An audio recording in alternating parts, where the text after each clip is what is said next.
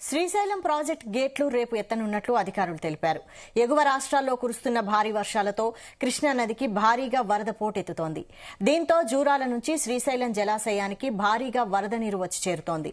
జలాశయం గరిష్ట నీటి మట్టం 885 అడుగులకు గాను ప్రస్తుతం 880 అడుగులకు నీరు చేరింది.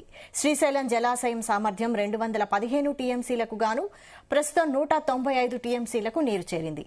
క్రమంగా శ్రీశైలం జలాశయానికి వరద ప్రవాహం పెరుగుతున్న నేపథ్యంలో అధికారికంగా రేపు గేట్లు ఎత్తి శ్రీశైలం నుంచి నాగార్జునసాగర్ కు నీటిని విడుదల చేయాలని అధికారులు నిర్ణయం తీసుకున్నారు. జలాశయం గేట్లు ఎత్తి కృష్ణమ్మకు చీర సారెను సమర్పించి జలహారతి ఇవ్వటం ప్రతి ఏటా ఆనవాయితీగా వస్తోంది.